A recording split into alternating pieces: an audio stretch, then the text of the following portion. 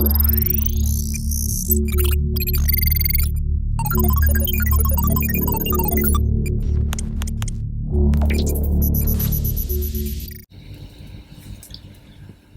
di bagian sebelumnya, kita sudah membahas mengenai teori dasar dari tabel input-output dan juga bagaimana cara membaca tabel input-output Indonesia. Sekarang kita akan masuk ke dalam penggunaan praktisnya. Dalam hal ini, analisis input-outputnya sendiri. Jadi tabel transaksi sebagaimana yang disajikan oleh BPS yang sudah kita bahas di bagian sebelumnya, itu hanyalah merupakan suatu laporan neraca mengenai keadaan perekonomian Indonesia. Katakanlah tabel input-output 2016 berarti dia merupakan suatu laporan neraca mengenai keadaan perekonomian di tahun 2016. Tabel tersebut tentu saja mempunyai kemampuan analisis yang terbatas kalau kita hanya membacanya seperti itu saja. Untuk keperluan analisis yang lebih menyeluruh, terutama analisis untuk identifikasi sektor-sektor andalan, dalam analisis input-output, ada juga konsep matriks-matriks dalam bentuk koefisien, yaitu matriks koefisien langsung, matriks kebalikan terbuka, dan sebagainya, dan sebagainya. Matriks-matriks tersebut merupakan matriks yang sangat penting dalam analisis model input-output. Sebelum kita bahas matriks-matriks tersebut satu persatu, kita pertama akan pergi dulu ke yang pertama adalah analisis pengganda yang merupakan dasar dari analisis input-output. Jadi, model input-output sendiri itu dapat digunakan untuk melihat dampak perubahan pada faktor eksogen terhadap perekonomian. Katakanlah, misalkan kita meningkatkan sejumlah final demand, meningkatkan either konsumsi rumah tangga, ataupun investasi, pengeluaran pemerintah, ataupun ekspor sebesar sekian. Maka dampaknya terhadap output yang dihasilkan di dalam perekonomian itu berapa? Nah, kita dapat menggunakan model input-output untuk melihat dampak tersebut. Jadi, kegunaan dari analisis input-output itu antara lain pertama, kita bisa melakukan proyeksi atau peramalan produksi dan penyediaan kebutuhan sektoral untuk memenuhi tuntutan sektoral dari target final output tadi.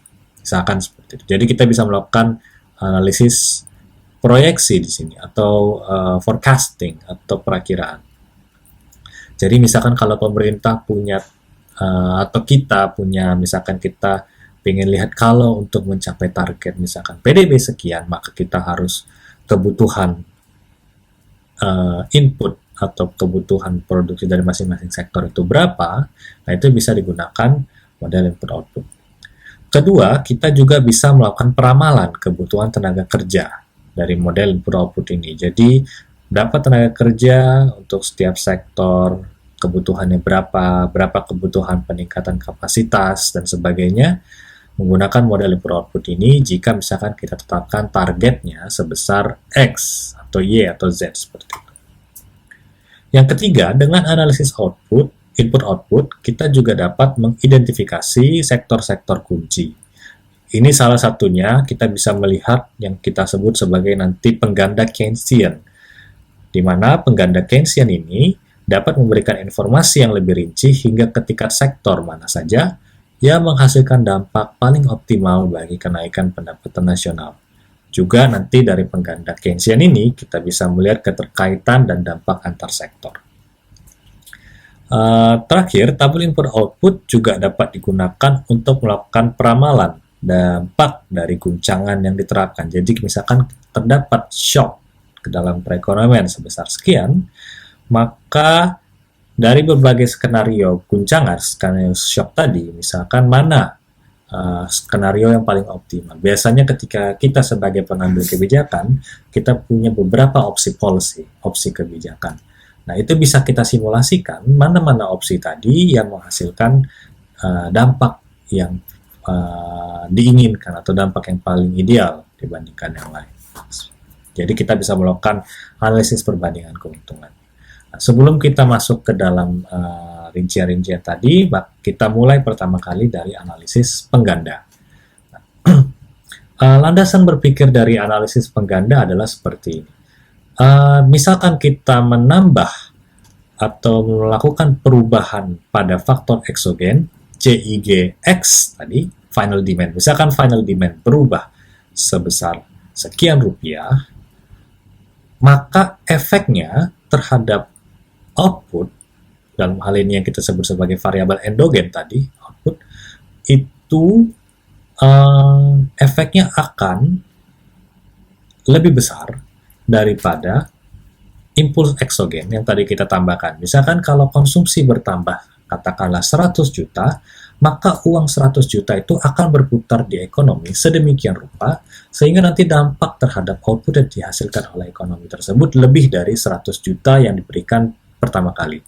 Jadi misalkan kita belanja 100 juta tadi, uang tadi berputar, maka nanti dia akan berganda.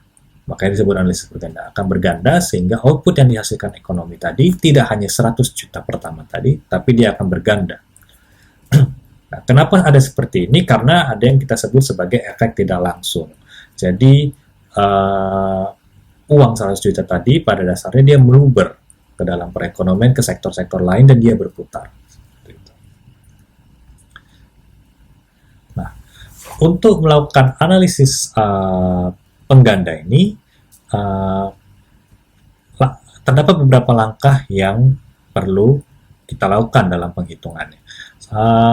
Untuk praktisnya, di sini saya akan memberikan dua contoh dengan menggunakan. Pertama, saya akan memberikan contoh dengan tabel sederhana dulu untuk memudahkan ilustrasi. Kemudian kita akan menggunakan tabel input-output Indonesia sendiri.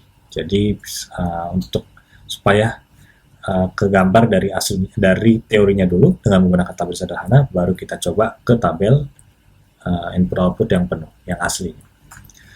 Oke, jadi di sini saya misalkan punya tabel input-output seperti ini. Jadi saya punya tabel input-output sederhana yang terdiri atas dua sektor, dan kemudian terdapat 5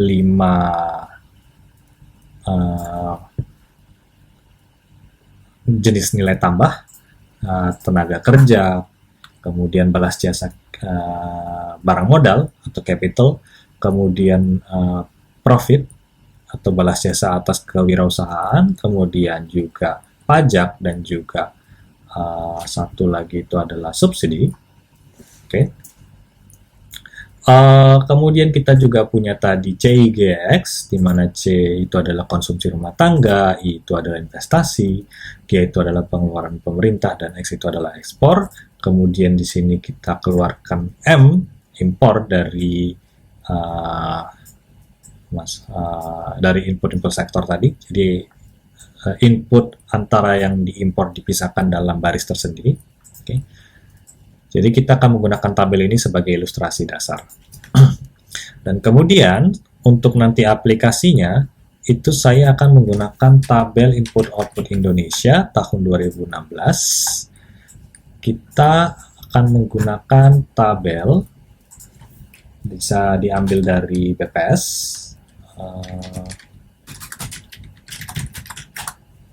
Bisa diambil dari BPS.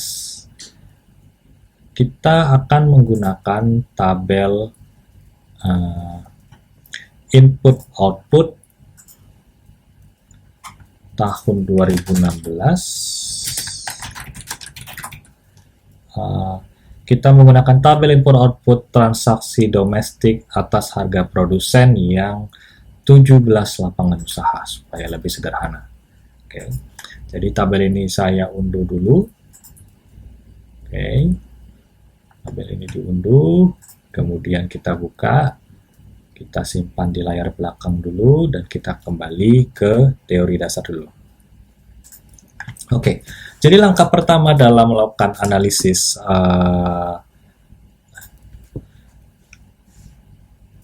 pengganda, itu adalah pertama, kita membuat dulu apa yang disebut sebagai matriks teknologi.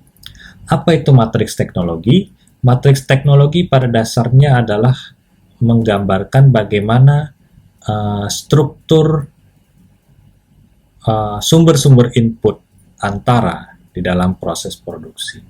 Jadi di sini secara teknis matriks teknologi itu disusun oleh koefisien-koefisien input langsung yang itu adalah kita sebut sebagai A.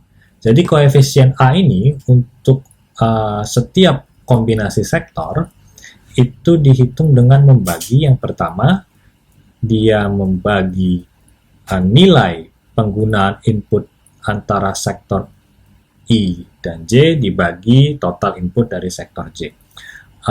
Bagaimana maksudnya? Kita lihat langsung di tabel contoh. Jadi tadi pertama kita adalah membuat menghitung yang kita sebut sebagai koefisien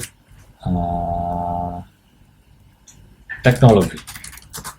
Oke, koefisien teknologi.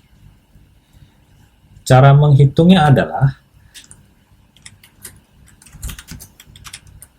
kita membagi jumlah penggunaan input oleh sektor 1 yang berasal dari sektor 1 dibagi dengan penggunaan input total oleh sektor 1. Demikian juga di sini, jumlah penggunaan input oleh sektor 1 yang berasal dari sektor 2 kita bagi dengan jumlah input sektor 2. Sektor 1, maaf.